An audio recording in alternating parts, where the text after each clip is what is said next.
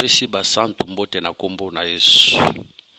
Laisse que la grâce, la paix de notre Seigneur Jésus-Christ vous soit accordée. Kolo soit pambola. Mosantu moko na moko oya kolanda biso na nzela lite ya oyo esika bozwami kimia na mabota na bino bolingo pe ngulu na Yesu ezala likolo na bino. Que le Seigneur soit béni ye oya permettre ete lelo toyeba na kokoma na 15e séance ya enseignement na biso likolo ya livre ya cantique de cantique. Topesi ye merci pona ngolu oyo asali biso ya kokuta na lelo enfin que toyeba na koloba na tina na part na ye. Que Dieu soit béni. Tukutaki koloba na 14e séance to simbaki cantique de cantique chapitre 8 tubandaki na verset 1 et chapitre 4 verset 1 kino na verset 8. Lelo tuzobanda na verset 9 kino esika tokosukela. Que le Seigneur nous bénisse. Tolobi ete o toza koloba concernant ba chapitre tozo simba tozo pesa ka ba résumé ba 2 parce que ce que tu veux la cantique de cantique malembe ko so biso temps ko so biso penza temps atambula mobimba tokozalaka wana pona kolobela cantique de cantique pour senga to kende na ba facette belé mais par la grâce de Dieu tozo tambola tozo ka ba résumé ba pensée pour toyeba na kosilisa yango avant to simba eloko msusu parce que makambo ya koloba na kati ya Bible eza ebele. Que le Seigneur Jésus-Christ nous bénisse. Ya bon option ko banda to bondeli Seigneur Jésus-Christ to péché merci pour ce temps. Bénis ces moments de la parole, bénis ces moments de l'enseignement. Sois l'enseignant qui va nous enseigner Seigneur Jésus. Yonde mote ya solo lobela biso na tango nyonso ya yote la musiko au nom de Jésus. Nyonso ya incrédulité, nyonso ya déviation, nyonso ya satana eza la musiko au nom de Jésus. Tombwama o enseigner biso, tombwama pesa kimia guérison na waza maladie, o pesa solution na waza na ba problème. Bénis ces moments au nom de Jésus. Amen. Tozui ba Bible na biso na mukanda ya cantique de cantique chapitre Nayango 8 verset 9. Tu me ravis les cœurs ma sœur, ma fiancée. Tu me ravis les cœurs par l'un de regards, par l'un de tes regards, par l'un de tes colliers. Que le Seigneur nous bénisse. Awa Salomo azoyebisa mwasi na ye. Rabine que tu me ravis les cœurs. Abanina kolubenga ye ma sœur et ma fiancée. To mona no biloko mibale oyo Salomo azobenga mwasi na ye sœur na ye. C'est pour dire que Silamite azalaki frère ya Salomo, Salomo azalaki frère ya Silamite. C'est pour dire que Silamite na Salomo bazalaki bandeko. Yango tozolo ba libala o Yesu ayebeza libala ya bandeko. Soki boza bandeko te libala na bino nzambe ayebi yango te, nzambe ayebi libala ya bandeko. Que le Seigneur nous bénisse. Tokiena mukanda ya Genèse tozui verset Genèse chapitre 2 verset 23. Genèse 2 23.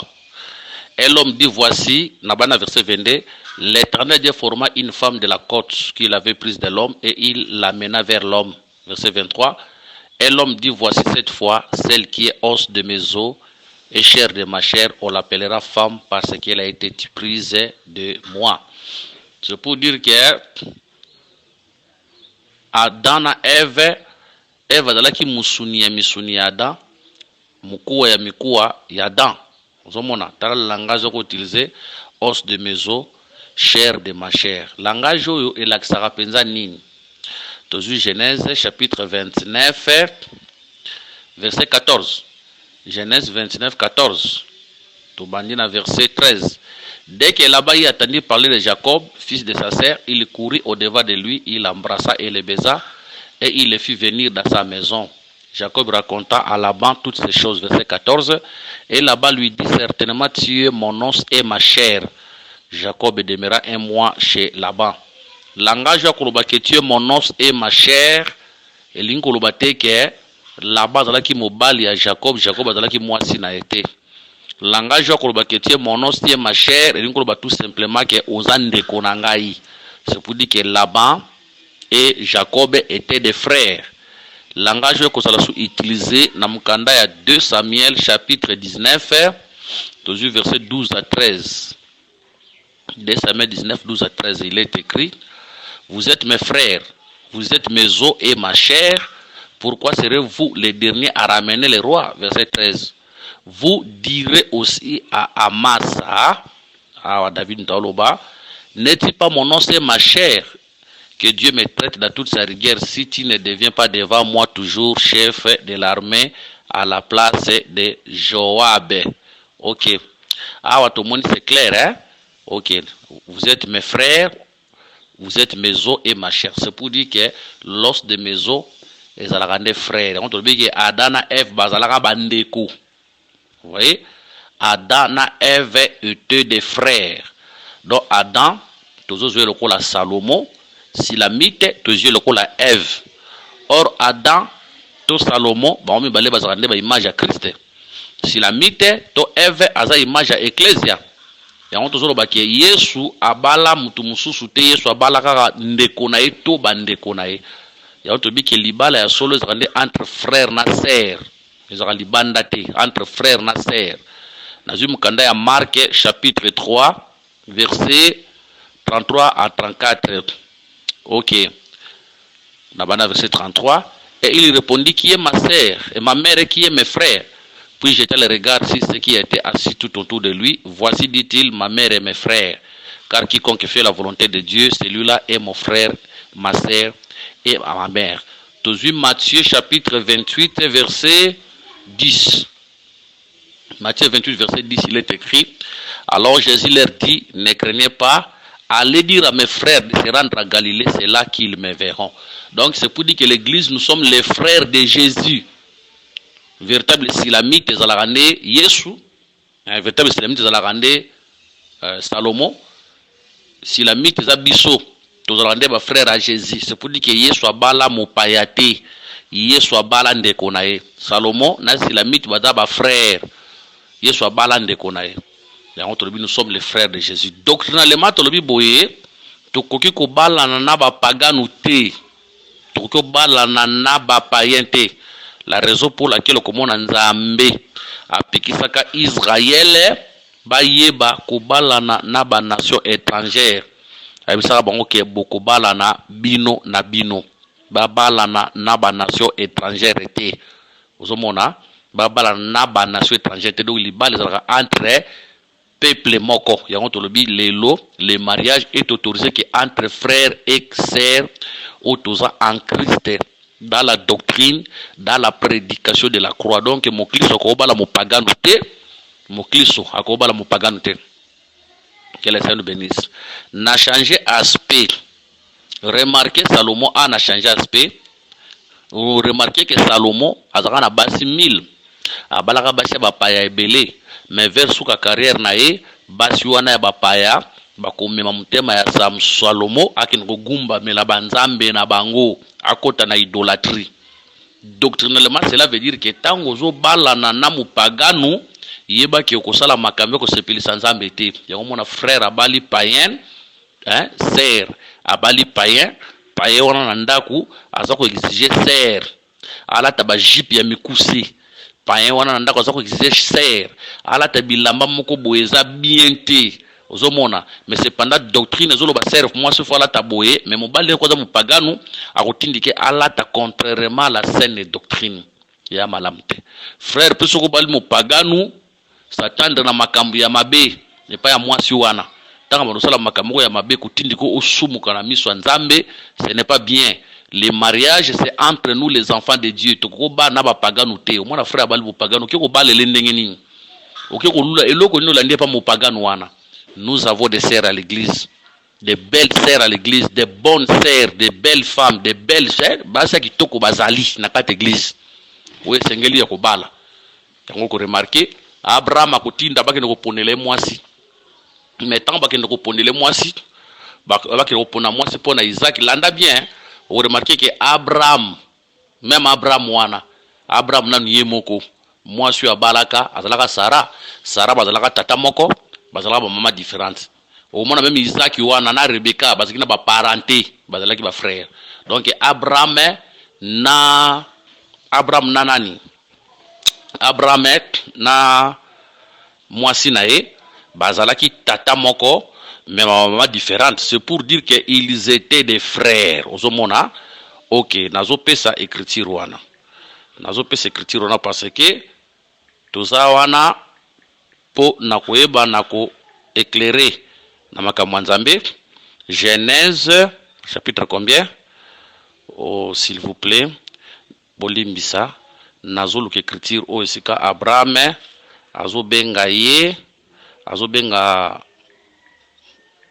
mwasi na Sarah tozoluka yango eza nesika moko abenga ye fils de ma mère.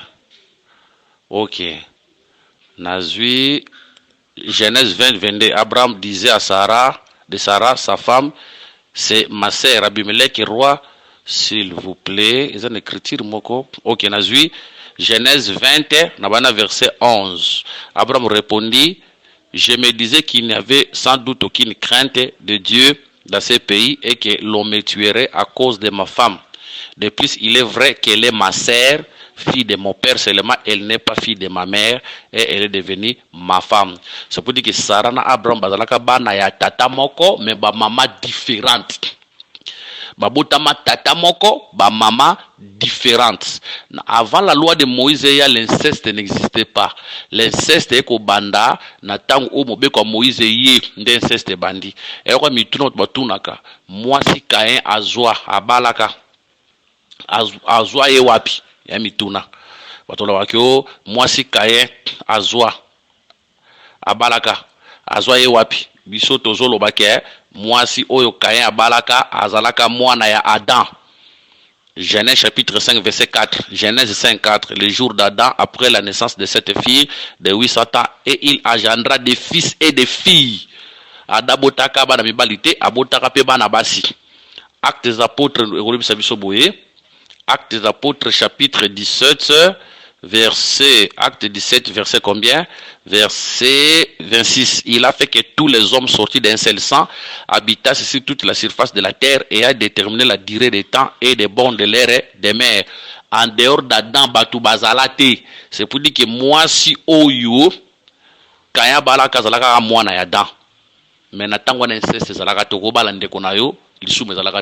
Mais inceste, c'est tant Moïse a dit que tu ne découvres pas l'anité de ton frère. Wana de ceste et Kobanda a interdit le balawana, ya frère na frère Sili. Mais tant mon Abraham na Sarah baza tata moko mama différente, c'est le roi l'autre. Tata moko donc notre père c'est Dieu. Notre père c'est l'enseignement parce que l'enseignement c'est le père. Mais maman de siko c'est pour dire que tous en a assemblée belé, ensemble monsieur kozana matete, ensemble monsieur kozana dalemba, ensemble monsieur kozana États-Unis, ensemble monsieur kozana Australie, ça veut tous en a tata moko ou aboti biso, mais l'assemblée locale tous en a l'assemblée locale est différente donc maman a les assemblées locales, est-ce que tous en a ka? Omoni papa zaka moko c'est Jésus. Papa zaka moko c'est la sainte doctrine littéa, la prédication ndeza papa na biso. Mais moi ça ko ça sambela na assemblée o ezali na matete. Mobala ko za l'assemblée na assemblée moko eza na Australie, ko za na assemblée moko eza na Belgique, na France, mais biso tout za bana tata moko. Donc tata c'est ça l'enseignement, c'est le père, mais la mère a les assemblées locales et sika autobimeli. Que le Seigneur nous bénisse. Nous disons que moi nanzamba ko bala mupagano te bato balobaka par rapport à frère Paul, ton frère Paul lobaka ke muta bali mupagano akabwana mupagano te oya atika na mupagano. Attention botanga Paul bien. Frère Paul atinda bato bas bakinde bala ba païen te mais bakomela ki ye mukanda ozomona bakomela kande frère Paul mukanda. Maintenant frère Paul était en train de répondre na mukanda oyo bakomela ki ye ozomona. Tanga on a 1 Corinthiens chapitre 7 verset 1. Pour ce qui concerne les choses dont vous m'avez écrit, je pense qu'il est bon pour l'homme de ne point toucher des femmes. Bakomela ki mikanda maintenant zo répondre. Maintenant kuta ke na kati ensemble wana ki déjà na bato basi ba bala na kana ba païen ndalo bike soko so bala na mpagano vanda na mpagano ko kabwana na lisusu te mais apesi batunzela te ke baki ko kabwana na mpagano ba bala na mpagano. Que le Seigneur Jésus-Christ nous bénisse. To umeliwana, to risque to vanda kato le makamusute to leki. Balobi que s'il y a des questions, botu nous te répondre. Balobi bo el susu abengiye ser nae pa bengiye fiancé nae. Donc tozalaka ser ya Jésus, tozalaka pe fiancé nae. 2 Corinthiens chapitre 11. 2 Corinthiens chapitre 11 verset 1 à 2. Oh, si vous pouviez supporter de ma part un peu de folie, mais vous me supportez, car je suis jaloux de vous, d'une jalousie de Dieu, parce que je vous ai fiancé à un seul époux pour vous présenter à Christ comme une vierge pure. C'est pour dire que nous tous allons fiancé à Christ, que le Seigneur nous bénisse. Tous allons fiancé nae, fiancé à banda kindengenin. À la croix, à pesi d'autres, à qui kubungise la biso si kapo ko biso to ke ndkovanda ndaku moko nae. Fiançailles bandi wana. Fiançailles na biso na ba yu de keseni hein. Sokotal na Matthieu chapitre 1 verset 18. Bible ko baboye. Voici de quelle manière arriva la naissance de Jésus-Christ. Marie sa femme ayant été fiancée à Joseph, se trouvant enceinte par la vertu du Saint-Esprit avant qu'ils eussent habité ensemble. Verset 19. Joseph son époux qui était un homme de bien et qui ne voulait pas la diffamer, se proposa de rompre secrètement avec elle. Verset 20. Comme il y pensait, voici un ange du Seigneur lui apparut en songe et dit, Joseph, fils de David, ne crains pas de prendre avec toi Marie, ta femme, car l'enfant qu'elle a conçu vient du Saint-Esprit. Que le Seigneur nous bénisse. C'est pour dire que, bazalaka déjà ba fiancé, mais bavana sika mokote Marie et Joseph vont se préparer à zoenda kupo bakende kovanda et sika moko. Langage ya koloba, l'os de mes os, chair de ma chair. Et ça langage qui para moi cité, c'est pour dire que ndenge tozala bonaka tamakama nzambe tozala mikua na misuni. Je peux dire à mon frère, tu es mon os, tu es ma chair, je n'ai pas péché. Une sœur peut dire aussi à un frère, tu es mon os, tu es ma sœur, ma chair, il n'a pas péché. Nakoyebi c'est un frère bongo, nakoyebi c'est une sœur bongo, et ça lisumuté, ce sont des langages de la maison. Que le Seigneur Jésus-Christ nous bénisse.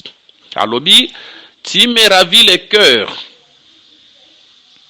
Alors, tu me ravis le cœur, ma fiancée.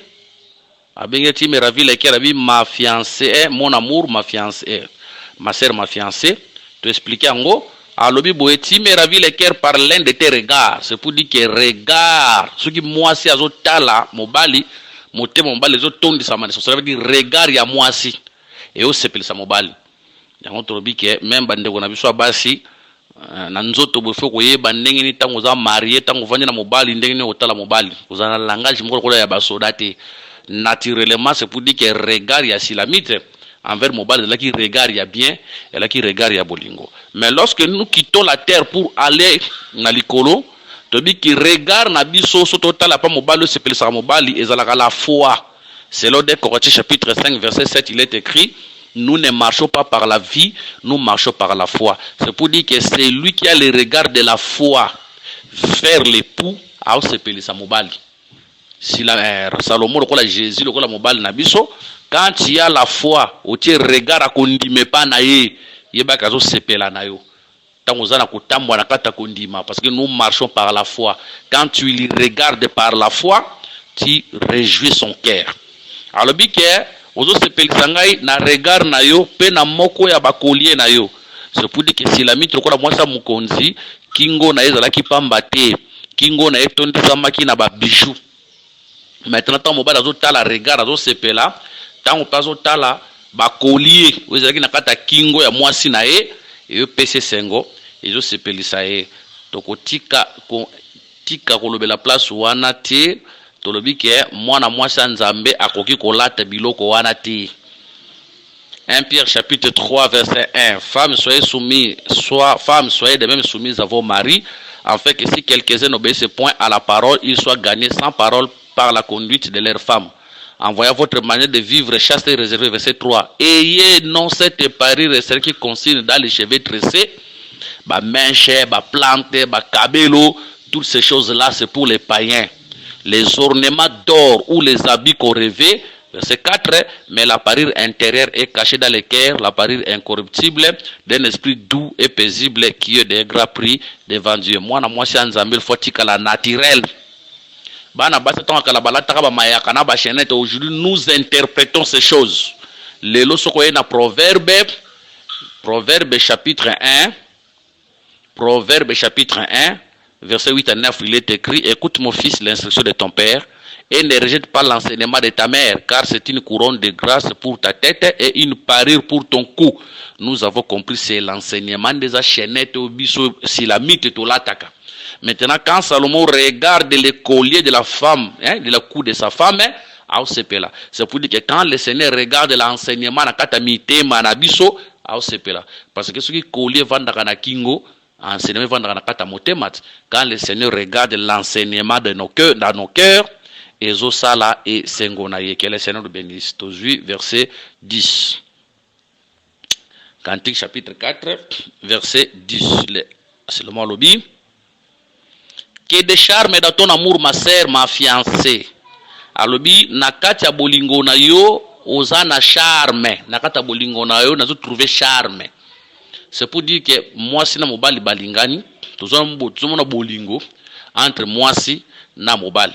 Mais ce qu'on a kati ya bolingo wana tuzomona mwasi abakisi charme na kati ya bolingo wana atie ba charme na kati nango ezala kola lelo ezala kola mwasi na mobali balingani bolingo ezali mais biloko mwasi zo bakisaka na kati wana po attirer mobali na ye ndio binyango ba charme biloko zo bakisaka wana mobali avandi mona mwasi sale surprise asombele loko moko boye mwasi sale surprise a lobel parole moko boye moi ça c'est les surprises biloko moi ça zo bakisaka na kata bolingo wana ndezo ma charme nde lelo le charme on a expliqué lokola nini na kata makambo nzambe tozana bolingo na Christ mais ba charme wana za lokola ba jeune tozo kota ba retraite suivi zo sala évangélisation zo sala donc ozo ko epate mobali omoni mutu muso alingi nzambe bolingo ezali mais sala ka makambo wana te malingaka ne Yesu.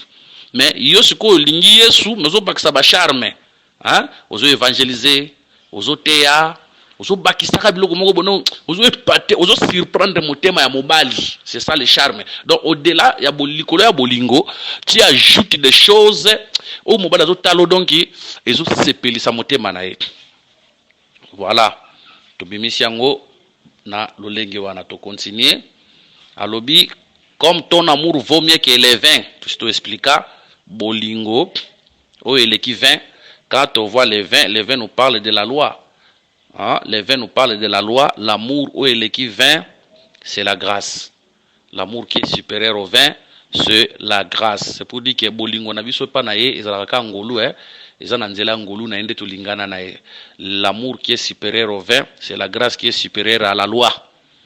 Et combien tes parfums sont plus suaves que tous les aromates.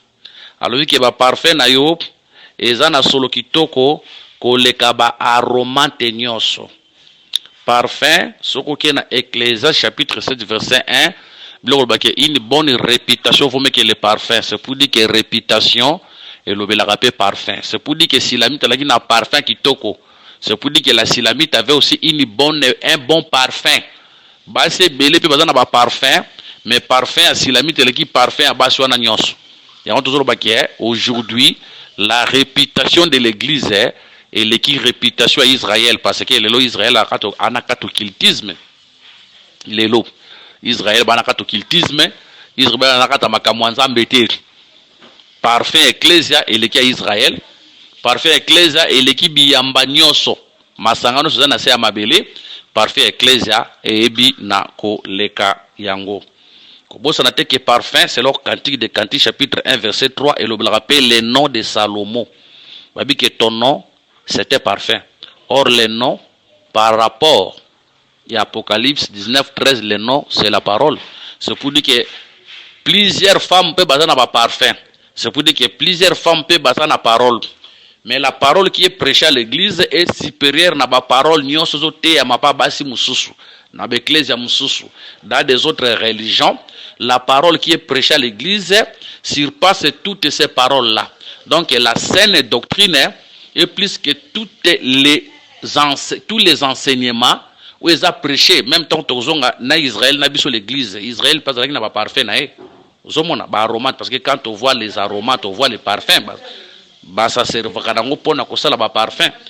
Israël aussi. Azalaki na parfum na mais parfait ecclésie qui à Israël. C'est pour dire que la connaissance que nous avons surpasse la connaissance de la loi. Vous voyez, na profondeur ngolu eleki mobeko. Hein? Mais la connaissance, la prédication de la croix est supérieure à toutes les prédications. La prédication de la croix est supérieure à toute la connaissance. Et ça na ecclésia moko te na se mabele, et ça na boyebi lokola boyebi ya Christ. Boyebi ya Christ eza parfum ou toza na ngone ecclésia eza supérieure na baboyebi nyonso na se ya mabele kolo Yesu a pambola biso. Malgré tout le bongo, nous devons arranger nos réputations. Moi, Nzambe a une réputation à ma bête. Moussala Nzambe a une réputation à ma bête. Nous avons aujourd'hui des serviteurs, on va avoir une mauvaise réputation. Nous avons des frères et des sœurs qui prient, mais qui ont des mauvaises réputations dans quatre quartiers. On n'a pas sambelaka. Ce qui a continué l'anga puis kota lola. On a mpagana lo bandengwana. Ah, on a pas pasteur. On a pasteur te. On a pasteur dans la réputation escroquerie. Que les saints nous bénissent. Pasteur dans la réputation escroquerie. Pasteur dans escroc. Pasteur dans achina kashina kabasi na kat église. Pasteur dans beta baser mutu na kat église cependant dans marié. Hein, une mauvaise réputation. Et ça malamte. Peuple de Dieu, nous devons avoir une bonne réputation. Ce que tambola qui m'a bé et qui n'anzele tamboli m'a bé on a réputation na ebe baki repent-toi devant le Seigneur, fléchis les genoux, prends le temps de prier, nzamba za na makoki ya kobongisa réputation na yo. Nazo ndima nzambe abongo la bandumba bakomi basali na ye. Nzambe bongo la bakuluna babandi bakomi basali na ye.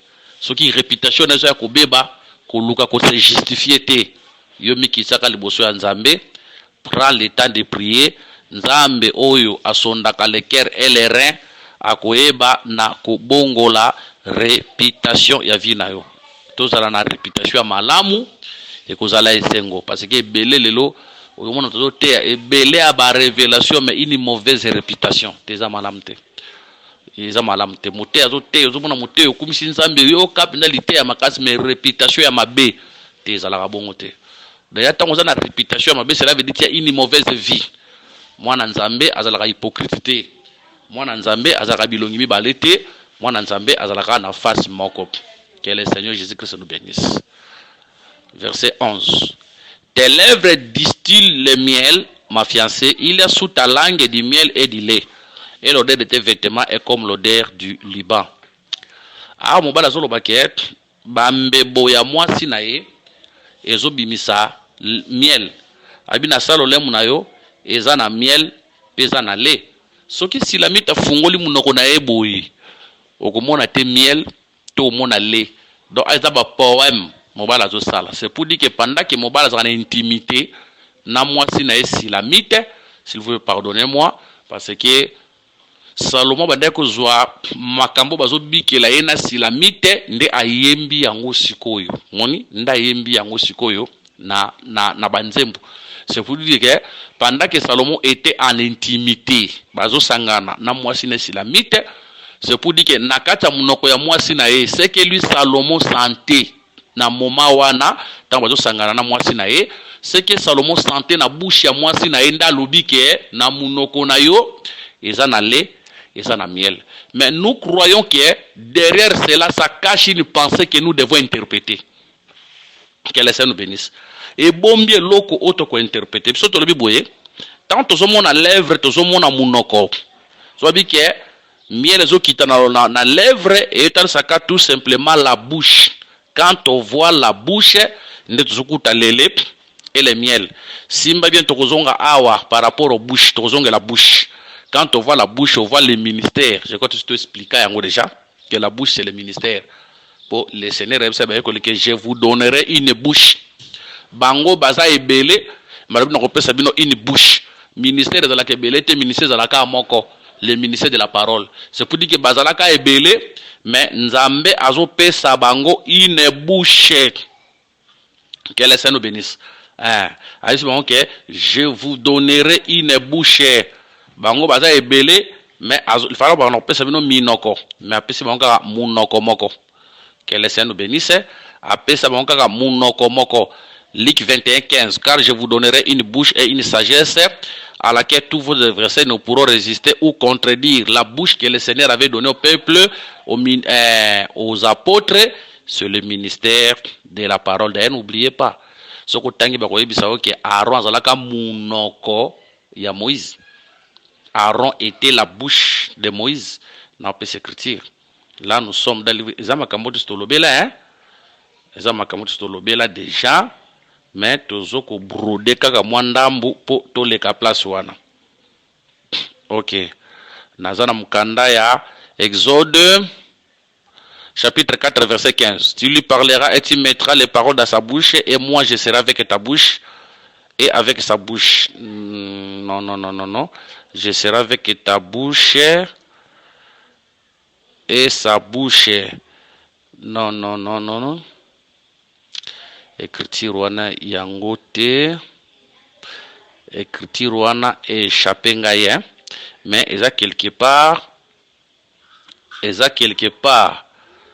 Nzambe azoye bisa Moïse que Aaron akozala munoko na ye.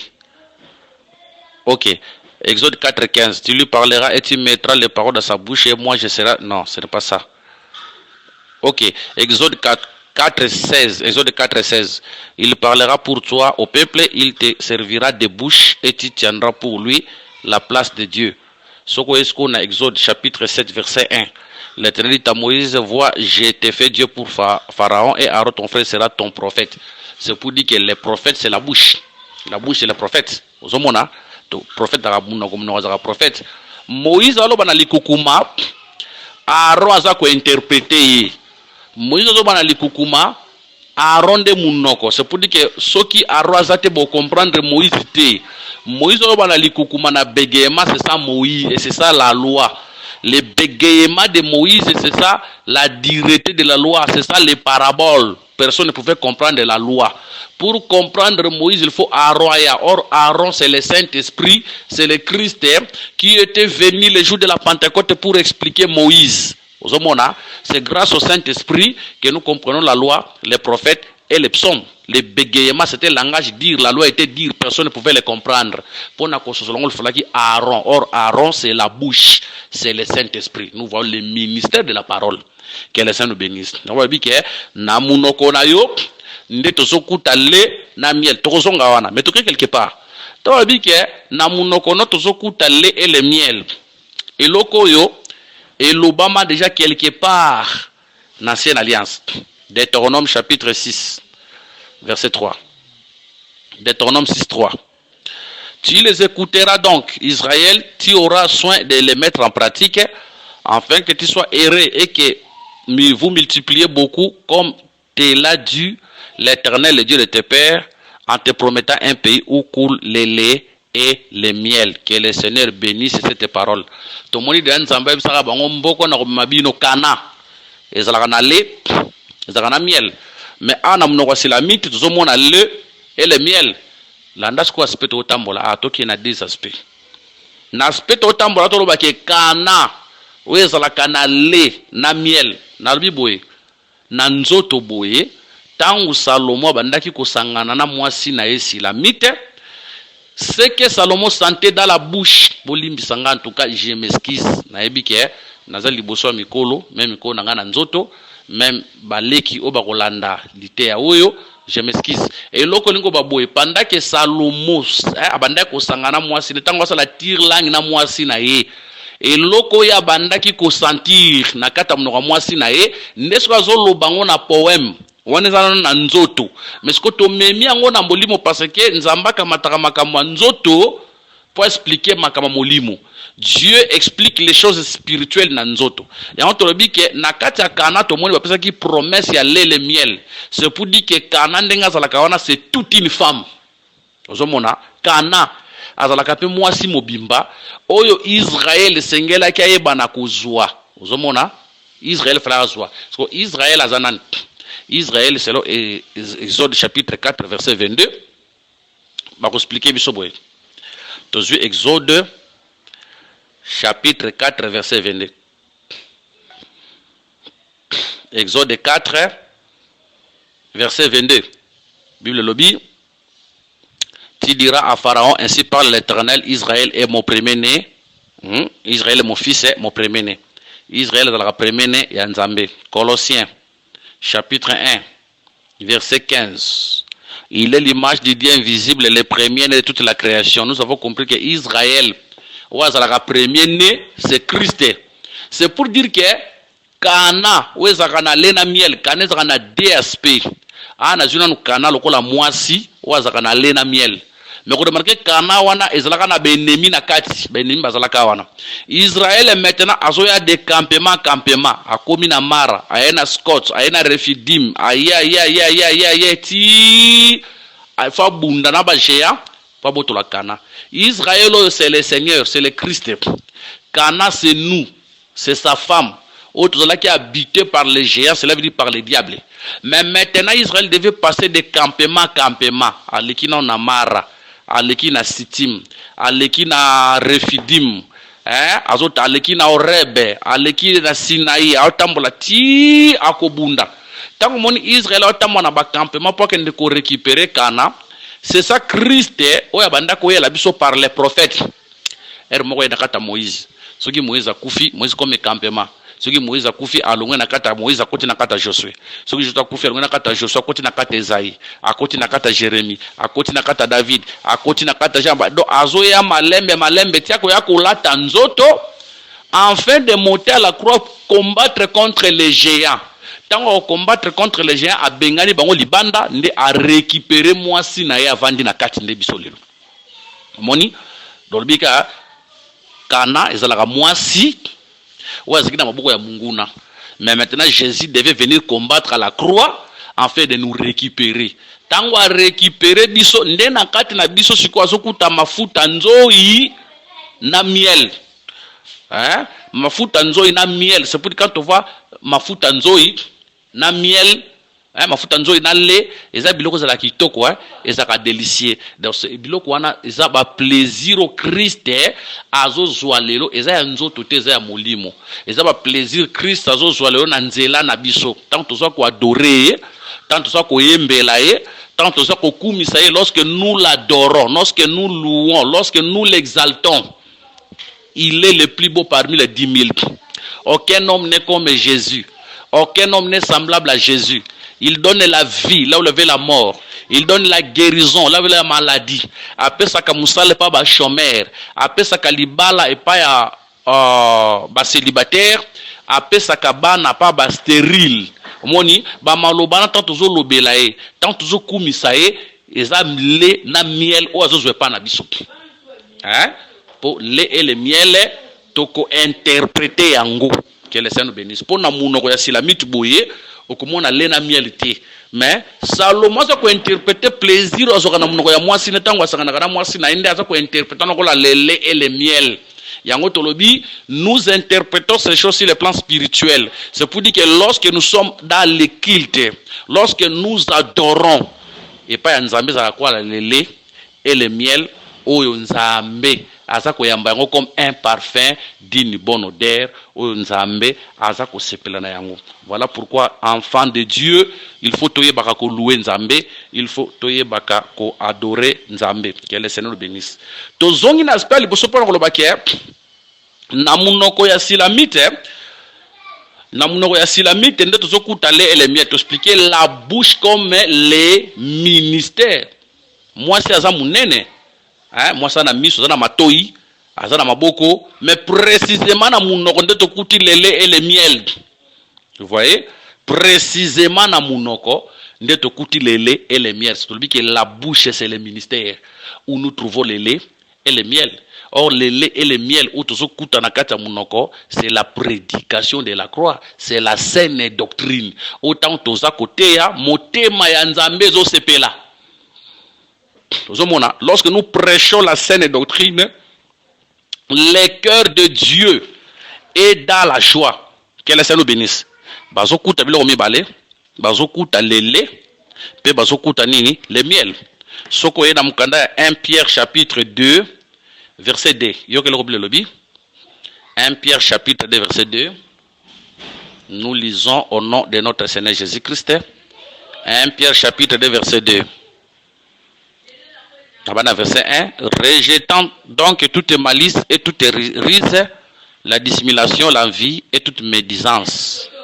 Désirez comme des enfants nouveau-nés les laits spirituels et pires, afin que par lui vous croissiez pour les salis. Voilà la première explication. C'est pour dire que tant que monde les laits parle ici la parole de Dieu. Donc, 1 Samuel chapitre 14, verset 29. 1 Samuel 14, verset 29. Ah, ça y est, la pexi, tu vas lire miel, mais Jonathan, moi, na a qu'à lire miel. Ma cambo expliquer, c'est les places, mais n'a pas extraire. Et Jonathan dit, mon père trouble le peuple. Vous voyez donc comme mes yeux se sont éclaircis parce que j'ai goûté un peu de miel. C'est pour dire que miel est fungula misu. Sur simbi miel, le miel misu ko fungwama. Or, Psaume chapitre 119, verset 130, la Bible nous dit, la révélation de tes paroles est claire. Ok. La révélation de tes paroles est claire, elle donne de l'intelligence au simple. Ton moni miel, c'est la parole. La misu, c'est la révélation. Ton moni lait, c'est la parole. Bref, tu le dis que nakatia munoko, tokuta lele et le miel. Bref, c'est la saine doctrine, c'est la prédication de la croix. Que le Seigneur nous bénisse, c'est la bouche, c'est les ministères. Toko kipe kokende plus lopona kokabola boye, les mutu nyonso kozala nango avec facilité miliki. Mutu nyonso akozala nango avec facilité. Mais attention, mafuta nzoi mutu so avec facilité. Mafuta nzoi il faut nanu okende koluka banzoi. Obunda ozo yango c'est pour dire que mafuta nzoi bazo yango na difficulté, mais tandis que les ata mwana mkia kozala nango na difficulté te.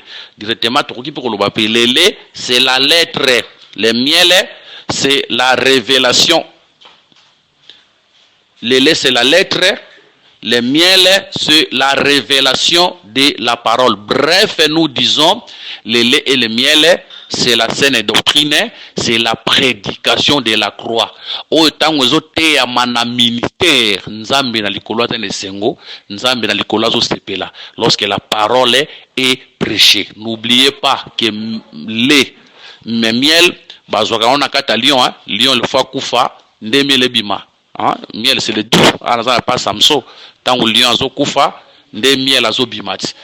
Quand je vois le lion, ce qui est dire, c'est ça la loi, c'est ça la lettre aussi.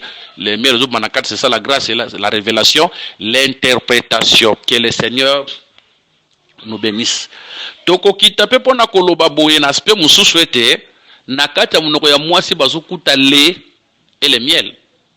Or le miel, selon Juge chapitre 14. Tant que lion zo kufa, miel azo bima na kati ya munoko, miel azo bima na kati ya lion. Nde Samson ko pesa l'ICC, du fort est sorti le doux, de ce qui mange sorti ce qui ne mange. C'est pour dire que quand on voit le miel, on voit la douceur. Na bolingo nzambe to bike mwana mwasi ya nzambe, soki azolo na kati ya munoko na eto kutaka douceur. Mwana mwasi ya nzambe na kata munoko ne soka azolo batokuta ben sanité te, tokuta ba douceur. Nous avons plusieurs sœurs qui sont mariées na kata banda kwa mabala, mais na kata munoko ne douceur ezate, eza malamte. Plusieurs sœurs aujourd'hui bavanda bandaka mabala tout simplement parce que mibali na bango bayebi nzambe po makambo ba mamebele baso nakata bandaka mabala za kitoko te apesa ka mobali ba réponse ya mabe azangi saka mobali kimia mais mobali moya tricher libande zate po mobali yebi nzambe yango mobali azobanga azovanda eza malamuti. Une femme quand elle ouvre sa bouche pour parler mobali ne il faut yoka douceur. La Bible dit qu'une réponse douce calme la fureur.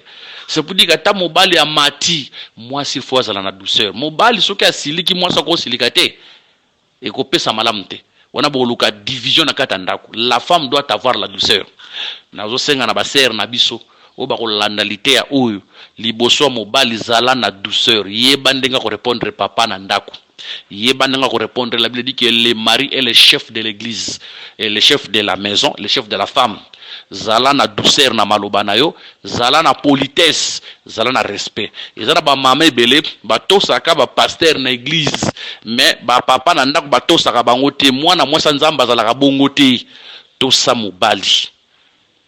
mobali na kata ndako. Ezala tolobaki o moninga na zanga na ngaya nganya na zanga ya kulia na zanga ya kulata me ya maloba na zanga yango te soko saka na ngai te, wana mwana nzambe te. Ka sera zolo basaka na bino mukolo ko kwena poule na ngai na kolakisa ye mwana nzambe azala bongo te. Que le Seigneur Jésus-Christ nous bénisse. Soki tokopesa siko conseil général na biso nyonso na ba frères na ba sœurs. Là maintenant nous sommes dans le livre d'Éphésiens chapitre 5 verset 4. Éphésiens chapitre 5 verset 4. La Bible dit ceci. Éphésiens chapitre 5 verset 4. Qu'on n'attende ni paroles déshonnêtes, ni propos insensés, ni plaisanteries, choses qui sont contraires à la bienséance. Qu'on attende plutôt des actions de grâce. Que le Seigneur Jésus-Christ nous bénisse. Qu'on attende ni propos déshonnêtes, maluba ya salité, ya honnêteté, ezanakata maluba na bisote, ni propos insensés. Mwana nzambe komisa ba bêtise na kata munoko na yete. Mwana nzambe akokutonga ta kofinga te. Ezala ba mama to finga mwana tu fina yo zoba tala ye mutu. Non, ce n'est pas dit na ini mama. Pambola kande bana. Ko prononcer ba langage mabeli ko la bana te bénissez les enfants. Ni plaisanterie, au mona moté ya matili ko la chera zo teya, ou lia teya batu, azo beta masolo pa sekisa batu wana makambo nzambe te. Frère Paul tango zo teya aboyi plaisanterie, mais na kata maloba na biso, il faut bakuta les actions de grâce. Donc nous devons tout misaka ba parole ya malamu. Toza bana nzambe ko pesa muninga te lo bapozo kisaye. Muninga koza erreur, mais ko pesa maloba te pozo kisaye. Pesa maloba avec douceur. Et kozala malamu kolo Yesu akozala kumu akokumisama. Tozaba na nzambe toyeba ndenge ya ko se répondre. Mwana nzambe tango répondra ndeko na ye, a répondra ndeko na douceur. Que le Seigneur nous bénisse. Et l'odeur de tes vêtements est comme l'odeur du Liban. Solo ya bilamba na yo eza lokola solo ya Liban. Tozolo baboye solo ya bilamba na yo eza lokola solo ya Liban. Kobosa na te Liban, c'est la signification na yango elinkoloba blanc, couleur à pembe. Liban, elinkoloba couleur à pembe. Tango na loba nanu boye, tango lobi ke solo ya bilamba na yo lokola solo ya Liban, biso to lobi boye, mwasi a dégager kaka odeur ya mobali na ye. Mwasi a dégager odeur ya mobali na ye. Naturellement boye, mwasi va vandi na mobali, il faut acha parfum oyo mwasi mobali ndako exiger. Acha parfum mobali ko sepela na yango indisposé mobalité wana naturellement. Mais sur le plan spirituel nous disons que la femme dégage les parfums de son mari. To pe mobali na enda la parfum to ko expliquer yango. Or Liban elinko la couleur blanche. Liban elinko la couleur blanche. Or quand on voit la couleur blanche selon Matthieu chapitre 17 verset 1 à 2 et l'obelaka sur la lumière. Bakotali sabiso ke le Seigneur a mataki likolo ya ngomba pe bilamba na ye komaki pembe comme la lumière. Par là, nous avons compris que la couleur blanche, c'est la couleur de la lumière. Solo ya bilamba ya silamite, les autres la solo ya parfum. Ya Liban. Tozui Genèse 27-27. Jacob s'approcha et le baisa. Isaac sentit l'odeur de ses vêtements, puis il les bénit et dit: voici l'odeur de mon fils est comme l'odeur d'un champ que l'Éternel a béni. Vous voyez, solo ya bilamba ya Isaac inde. Solo ya bilamba ya Jacob. Mais quand ne papa zoloba, abi que solo ya natanga. Nabandi Yakobo apusanaki pe apesaki bipwepwe. Isaac ayoki solo ya bilamba na ye pe apamboli. Pe alobi tala solo ya mwana nanga eza lokola solo ya elanga oyo mobali, solo ya elanga oyo nzambe apamboli. Or l'odeur des vêtements est comparable à l'odeur ya nzoto. C'est pour dire que solo ya vêtements na solo ya vêtements Jacob alataki na solo ya Jacob et que c'est nité ezaka solo moko. Zomona. Mais elamba ya lataki ezalaki elamba ya nani? Elamba ya lataki ki na solo kitoko ezalaki elamba ya premier né. Po soko lati elamba wana te papa ko pambola yo te. Po papa pambola fo lati elamba ya premier né oza na solo ya premier né. On te expliquer déjà na Colossiens 1:15 premier né de la Christ. Yena de la premier né. Yenda za elanga onzamba pambola. C'est pour dire que toute la bénédiction était pour le premier né qui est Esaü. Or, le premier né de Dieu de la Christ, toute la bénédiction c'était pour lui. Colossiens 2:9 lobby, à lui habita corporellement toute la plénitude de la divinité. Ce que Pobi Soto Zolipambolier par papa photo comme Solomo qu'on a yé. Ce que comme Solomo qu'on a yé, n'est pas Lipamboli. Yango akoya bakotune kieti abi je suis ton fils Esaü ayaki na kombo ya Esaü pour Lipamboli. Le Seigneur a lui tout ce que vous demanderez à mon nom. Vous voyez, c'est pour dire que pour Jacob Lipamboli faut na kombo ya Esaü za premier. Les lopotos doit Lipamboli faut na kombo ya premier qui est Jésus, qui est Christ. Lipamboli. Mais attention, il faut to comme na même odeur que yé. Omoni faut comme na même odeur que yé, to comme na solo moko na yé. Tant que papa koyoka solo ya Christ na kati na biso, c'est à ce moment-là que le Père va nous bénir. Que le Seigneur nous bénisse. Donc nous devons dégager l'odeur de Christ. Oh, selon 2 Corinthiens, et belé bazo na kata l'église, mais ce qui est odeur azo dégager ya kindumba. Soko yoki odeur azo dégager ya muyibi frère mescrou frère escroc te wana makambo nzambe te. 2 Corinthiens 2:14 grâce soit rendue à Dieu qui nous fait toujours triompher à Christ et qui répand par nous à tout lié l'odeur de sa connaissance. C'est pour dire que nous devons refléter l'odeur. L'odeur nous devons refléter, c'est l'odeur de la connaissance, hein? La vie de la connaissance. Mais attention, tabazolo bake vêtement naie eza vêtement ya solo ya Liban. C'est pour dire que solo bazoyo kana Liban, na solo bazoyo kana bilamba naie eza eloko moko kesenité. Biso tolobi ke Liban oza couleur à pembe, la lumière. Le Seigneur dit je suis la lumière du monde. C'est pour dire que nabiso na Christ faut na solo moko. Or quand on voit les vêtements, on voit les œuvres. C'est pour dire que nos œuvres, il faut les œuvres selon Christ, les œuvres selon la parole. Misala to sala la misala ko landisa maliloba.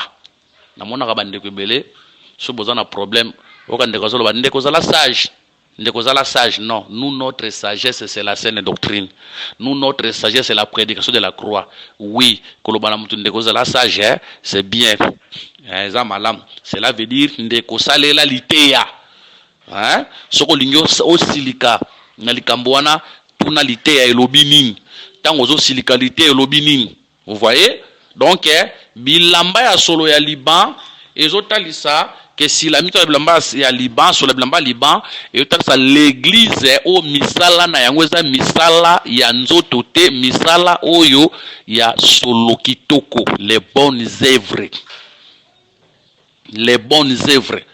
eza na solo ndenge moko na solo ya Liban. C'est pour dire que bilamba ya na solo ndenge moko na solo ya Liban.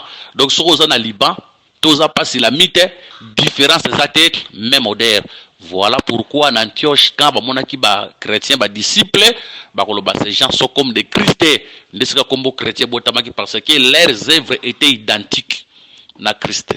Peuple de Dieu, aussi longtemps que misala na biso kokana na Christ était, et vous allez passer pour tout dire qu'il a la bénédiction, ya Nzambe. Cherchons que nos œuvres soient comme Christ. Ce qui est impossible aux hommes est possible à Dieu. Demeure dans la prière, sengan Nzambe nkolo que mes vêtements et bimisa solo na yo. Bilamba na ngana lati Yesu na solo na yo ekokana. Hein? C'est pour dire que les œuvres aux sala, elles sont comme les œuvres. Elles sont comme les œuvres de Christ. Qu'on retrouve les œuvres de Christ en toi. Qu'on retrouve les comportements de Christ en toi. Les bonnes œuvres en toi. Quand il passe, les gens disent que ça c'était chrétien. C'est Christ qui passait ici. C'est alors nous verrons la gloire de Dieu. C'est alors que nous verrons la gloire de notre Seigneur. Que le Seigneur Jésus-Christ nous bénisse. Ok, to continuer. Yo que le cantique de cantique est soloba. To commis, je crois, dans verset 12. Ok, verset 12. Tu es un jardin fermé, ma sœur, ma fiancée, une source fermée, une fontaine scellée. Ah, Moutazoloba, Eza Mobalia. Ah, si moi, si nous avons un jardin fermé. Ah, Bani Koloba, tu es un jardin fermé, ma sœur, ma fiancée, une source fermée, une fontaine scellée. Jardin, c'est lieu de travail, et c'est quand on va maka. Ozomona, jardin, c'est la lieu de travail, et c'est quand on va maka nkona. To yebike, nakata jardin, to trouva ka jardinier. Ozomona, soki silamite aza jardin, jardinier, ya silamite, et la grande Salomo. C'est pour dire qu'il y a nakata jardin, okuta ba jardin mi balete. Silamite loko la jardin, jardinier, et la grande Salomo. Ouais, là dans l'ombre. Mais lorsque nous venons dans la réalité, si l'église et les jardins, les jardiniers, Christ et Moko. Jean chapitre 20, verset 15. Jésus lui dit, femme, pourquoi pleures-tu? Qui cherche-tu? Elle pensa que c'était le jardinier. Lui dit, Seigneur, si c'est toi qui l'as emporté, dis-moi où tu l'as mis et je le prendrai. Donc Christ est dans un jardin. Jardinier. C'est pour dire qu'aujourd'hui, l'église n'a pas de jardinier, l'église n'a qu'un seul jardinier, c'est le Seigneur Jésus-Christ. Les autres, ils ont remarqué tant que la Eden, nous avons remarqué la jardin, à retirer dans la poussière. Tant qu'on retire dans la poussière, à fouler Adam, comme être vivant, à côté Adam à quatre jardin pour cultiver le jardin. Or, Adam la poussière, poussière, ça rappelle le séjour de mort. Adam la poussière, c'est ça, Christ n'a qu'à tombe, dans ce jour de mort. Tant Christ n'a qu'à poussière, c'est ça la résurrection. Tant Adam n'a qu'à poussière, c'est ça la résurrection de Christ. Il va couper ça, Adam autorité dans le pouvoir de dominer. Dans Matthieu 28, on voit que tout pouvoir m'a été donné dans les cieux, sur la terre, sous la terre. Aujourd'hui, Christ est le jardinier, le seul jardinier dans l'église. Il est le prophète majeur. Il est le seul prédicateur de l'église, c'est Jésus. Tout ça, on a battu, il a balete, moté, azalaka moko, moté, azakande Yesu.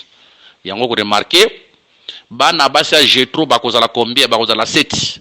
Mais quand Moïse moko, oya kangoli bango, azo melisa bana basi wana nyonso mai, un seul prédicateur. Il y a encore mona, tout ça, 7 églises nazi mineures, mais cette église wana un seul prédicateur, c'est le Saint-Esprit.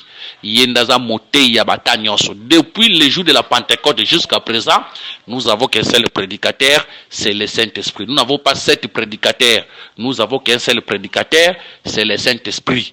Bana basa Jétro bazalaki combien? 7. Mais quand Moïse moko ndemu takutoke la bangonyo so sambo mai.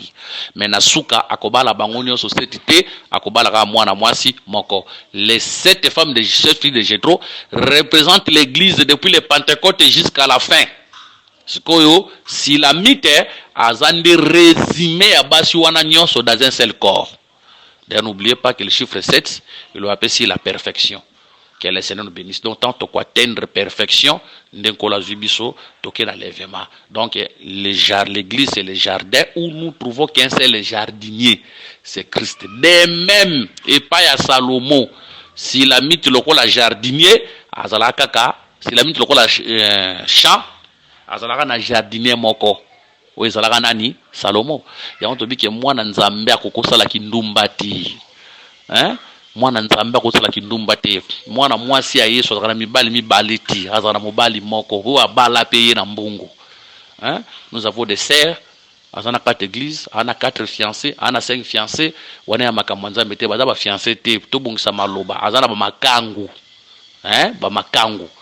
Nzamba ke la mwasi moko na mobali moko na mwasi moko.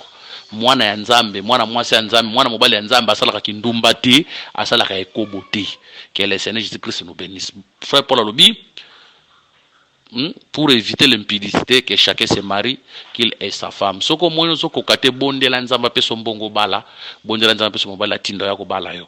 Je crois le Seigneur est capable ya ko pesa yo mbongo pona ko bala, il est capable ya ko balisa yo. Abenge source, soko remarquer azoba jardin fermé. Jardin fermé on a sens nini. D'ailleurs, ana Congo soki bala mwasi, ok par exemple d'autres bakoloba kanga lupango. C'est pour dire que mbongo pesi wana ezala kola okangi lupango. Moni mbongo pesi wana okangi lupango. Soto ndima kanga lupangu, c'était la dot que le Seigneur avait donnée à la croix. Quand le Seigneur a topé sa dot nekulusu, cela veut dire le Seigneur a kanga lupangu, makilo a pesa kiwana nda kanga lupangu. C'est pour dire que nakati langa mutu muso kokota te kaka Salomo. Donc nakati église, notre prédicateur ne peut pas venir, nous avons qu'un seul prédicateur. Le seul prédicateur, c'est le Seigneur Jésus-Christ. Représenté par le ministère de la parole Lélo. Que le Seigneur Jésus-Christ nous bénisse. Sotre bi motei mususu ande satana. Motei mususu c'est l'ennemi, c'est le diable. Toi na posana été, nous avons notre prédicateur. Ko bosana te ke soki moi ça jardin. Ève pas à la jardin. Mais mukolo yoka un autre prédicateur. Ezakande mukolo liwe kotaka. Un autre prédicateur sokaye à côté à l'ité musuke onzamba te yaki nzamba baki boli ate. Mais qu'un autre prédicateur aye na malobo yo eza contre na onzamba lobaki. C'est pour dire que tout celui qui prêche contre la saine doctrine, c'est un autre prédicateur. Toute prédication qui est contraire à la prédication de la croix, c'est une autre prédication. Toute prédication qui est contrairement à l'ité à Bantoma, ils a l'ité à ma baisse à rejeter. Que le Seigneur nous bénisse. Alors, une source fermée, une fontaine scellée. Et c'est là comment source na fontaine, c'est à peu près là comment quand on voit la source, comment sentir que source c'est ça maïzobima, c'est ça la vie. Source c'est quand maïzobima nous voit la vie. On dit que la source c'est Jésus, mais quand Jésus entre en nous, Jésus nous donne la vie. Quand Jésus entre en nous, il nous donne la vie. Quand Jésus entre en nous, il nous donne la vie. C'est pour dire que si l'église est une source, c'est pour dire qu'aujourd'hui, en l'église, nous donnons la vie. Si on a posé la vie, il y a une église. L'église a une vie. Il y a une femme samaritaine a péché vie. Mais vie aux femme samaritaine a qui a il faut que nous propagions, on peut vie. Nous disons que Christ nous a donné la vie, nous aussi nous donnons la vie. Que le Seigneur nous bénisse. À propos de femme samaritaine qui est montée femme samaritaine à Théaki pour ne pas appuyer le ministère de la femme et ça bon côté. Hier c'était femme samaritaine à qui cause batu. Aye na bango pa Yesu. A to zoapé doctrinalement to zo na Yesu lokola ministre. Femme samaritaine lokola mondimi. Yesu ministre ate mondimi qui a évangélisé aye na batu pa Yesu za ministre pour ate bango. Femme samaritaine ate bango ta sala d'évangélisation. Bango tango baye bakutana ministre Jésus ate bango. Basusu balobi que monte mukola Pentecôte quand le Saint-Esprit descendi, bango so ba parler qui a langue. Oui. Bon, on va parler qui a langue tondimi amen, mettanga bien. Bakoloba Pierre et les 11 ndebatelemaki balobaki. Tous va parler qui a langue mais il y avait une différence. Pierre et les Paul et les 11 pour dire que le ministère c'était pour Pierre et les 11. Bango tout va parler qui a langue mais tous n'étaient pas des ministres. Que le Seigneur Jésus-Christ nous bénisse. Tant ba tali sabiso que remarquez bien, bazolo ba jardin fermé, source scellée. Fontaine est fermée. Fermé. Fermé. Donc, quelque part. Tout le qui est fermé, c'est par rapport à l'œuvre de la croix. Par rapport au sang que le Seigneur avait versé à la croix de Golgotha, c'est pour dire que l'œuvre de la croix est une protection pour nous. C'est une ligne de séparation entre nous et le diable. Genèse 31. Verset 38. Genèse 31, toujours verset 38. Voilà 20 ans que je passais chez toi. Tes brebis et tes chèvres n'ont point avorté et je n'ai point mangé les béliers de ton troupeau. Toujours verset 52. Verset 52. Que ce monceau soit témoin et que ce monument soit témoin que je n'irai point vers toi au-delà de ces monceaux et que tu ne viendras point vers moi au-delà de ces monceaux et de ces monuments pour agir méchamment. Que le Seigneur nous bénisse. Jacob a yénanda kuya là-bas. Asali musala akuti bana basi bazaki na sabo kambamia là-bas. Abali bango, akango libango. Tanga bando kende là-bas zolandaye. Mais pour poursuite ya là-bas et si là, ba ocha monceau ba ramasser mabanga basangisi batie monument. Monument batiaki wana C'est pour dire que Laban a traversé Nangamba Jacob ite. Jacob peut a traversé Nangamba Labate. C'est pour dire que la réclamation poursuite à Laban et souki na monument wana. Jacob, c'est l'image de Jésus qui était venu. Ouais, pour que son servitude à diable là-bas. Tozuba na basi mi balé Léana Jacob, Léana Rachel, Tozuba bango lokola l'église. Ils ont composé dans une partie à la nation, dans une partie à Israël. Bien que nous savons une partie d'Israël est tombée dans l'endurcissement. Que le Seigneur nous bénisse. Mais maintenant remarquez, tant koya a kozwa basi wana c'est ça Jacob oazu basi wana c'est ça Christ a gagné ba ekoli. Mais attention, Satan continue à réclamer, Satan continue à poursuivre. Mais pour Satan là landa biso le sous-soutel il fallait que Jacob bacha monument. Or monument bato wana c'est ça l'œuvre de la croix. C'est ça le sang où sopana qui ne kulusu. C'est pour dire qu'à partir de l'œuvre de la croix, Satan a kolanda biso le sous-soutel, a réclamer biso le sous-soutel parce que tout ça sous a yete to katsi to komi na ngam. Mobeko ezalaki là-bas koya pas Jacob ite, Jacob pas koya et pas ya là-bas tu. Que le Seigneur nous bénisse. Peuple de Dieu. Aussi le temps que kozonga ka et pas là-bas, kozonga et pas là-bas, cela veut dire kozonga na kindumba, kozonga na muyibi, kozonga na masumu, kozonga na kotonga, là le diable va te toucher. Mais aussi le temps que kozalaka na ngambu ya Jacob ko traverser côté ah, monument c'est ça l'œuvre de la croix. Monument c'est la prédication de la croix. Oza mundelu. Aussi le temps que tu es dans la prédication, mon frère, ma sœur, muta aussi moté. Parce que ce jour-là, le Seigneur avait dit, dans Jean 17, garde-les par ton nom. Or, le nom, c'est la parole. Dieu nous garde par la parole. Quand tu marches selon la parole, à ton côté, l'ennemi ne te touchera pas. Que le Seigneur nous bénisse. Même si le problème est difficile, le Seigneur va te protéger. Aucun malheur ne va t'arriver. Que le Seigneur Jésus-Christ nous bénisse. Je crois, les lots, Nangolu Yanzambe, s'il vous plaît, na vérifié.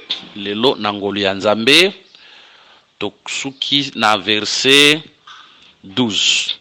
Toujours Lévitique chapitre 19, verset 19. Pour Toksuki ça, Lévitique 19, 19, il est écrit: vous observerez mes lois, tu n'accouperas point de bestiaux de deux espèces différentes. Tu n'assemenceras point ton champ de deux semences, espèces de semences, et tu ne porteras pas un vêtement tissé de deux espèces de fils. Nakati langana yo bakokuta nkona mibale te kona kaka moko. Yango tolobi silamite zalaki jardin zalaki langa. C'est pour dire que nakata silamite okuta deux semences, okuta la semence de Salomon. Ndokuta nakata silamite. Donc silamite lokole langa okuta semence à Salomon nakati na e, okuta semence mususu te. L'église du Seigneur n'a pas de semence. L'église du Seigneur n'a qu'une seule semence, la semence du vrai Salomon. Vous sentez que Salomon c'était le fils de David. Or Jésus quand il était venu, il était le fils de David. Vous avez tokutaka semence à Yesu nakati na biso. Salomon c'est la signification kombo na e. Et le belakasi la paix, hein? Salomon, tant au monde, Salomon nous voit la paix. C'est pour dire qu'en nous, on doit trouver la semence de la paix. Nakati na biso. Mwana nzamba zaka mutaswa na rate. Mwana nzamba zaka mutaswa na rate. Mwana nzamba zaka mutu ya kimia. Mwana nzamba zaka mutu ba conflit. Mwana nzamba zaka mutu kabola ka batute. Mwana nzamba sangisaka. Sokuti batu bazana kata conflit, yo yaka sangisa, mais yoko yako kabola te. Ozomona? Yo yaka kusangisa, yo kukabola te.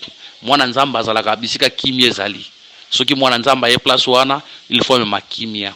Na kata libala na yo zala muta kimia. Sois un père calme. Zala papa zota kimia na kata libala. Hein? Parce que nous avons beaucoup de pères.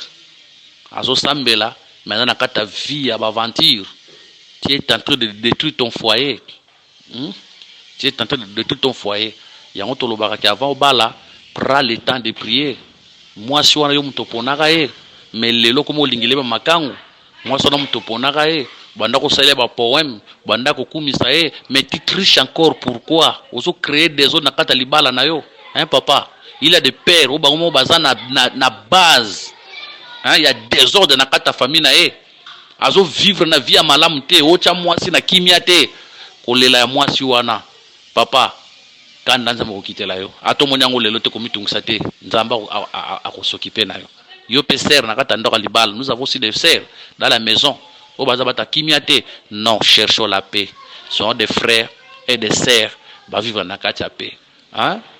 Mwana nzamba koza na conflit. Omona muto so samba na kati église frère te la solo sakaete cette solo sakaete wana makamwa nzambe te. Ezala bongo te. Muta yena kati église bazo yambe ba pese place zobo ya place wana tout simplement parce que yebi ki yena frère na baloba na kate yena sœur na baloba na kate na kati makamwa nzambe ezala ndengwana te. Mukolo oyo Aaron amonaka Moïse ezalaka esengo. Ozomona ezalaka esengo. Po nzamba yebisaka Moïse boye. Nzamba yebisaka Moïse tango komona ye okotondisama.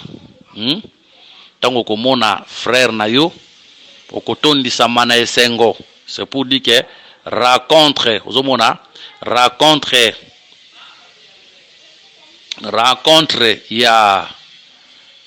ya Moïse na rencontre ya Aaron ezalaki rencontre moko ya mitema ezalaki rencontre ya esengo. Ozomona Exode 4:14. Exode 4:14. Alors la colère de l'Éternel s'enflamma contre Moïse et il dit: n'y a-t-il pas ton frère Aaron, les Lévites?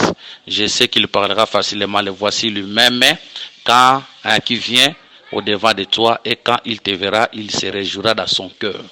Quand tu vois ton frère, tu dois avoir la joie. Non, nous sommes des frères. Il peut avoir un problème parmi nous, mais nous devons savoir comment la ranger. Tout ce qui ça pour l'écriture moko, tout ça dans mukanda ya Galates, Galates chapitre je crois 6, verset 1. Frère, si un homme vient à être surpris en quelque faute, vous qui êtes spirituels, redressez-le avec un esprit de douceur. Prends garde à toi-même, de peur que tu ne sois aussi tenté. Je crois tout ce qui s'y wana na 15e séance nabiso. Prochainement, tu reçois 16e séance. Que le Seigneur Jésus-Christ vous bénisse. Tu as soutien dans le sang, bon de la pona biso, parce que la santé nous dérange. Bon de la pona biso, que le Seigneur puisse nous bénir. Bon de la pona biso, que le Seigneur nous ouvre des portes, afin que tout ça la musala oyo na facilité nyoso. Bon de la pona biso, nous avons besoin de matériel pour tout ça la musala oyo. Bon de la pona biso, nous avons pas la biso financièrement. Nzela ba prière na bino nzaba fungola so ba porte apesa biso facilité à côté ya afungola biso boyebi akokisa volonté ni kuona biso afin que sango malamu na Yesu eba na ko se propager. Que le Seigneur Jésus-Christ vous bénisse. Ba numéro na ali plus 243 99 88 77 333. Monsieur Ali plus 243 84 22 64 114 na bandeli plus 243 99 88 77 333. Monsieur Ali plus 243 84 22 64 114. Kolo Sapa Molabino, tukutani prochainement na 16e séance.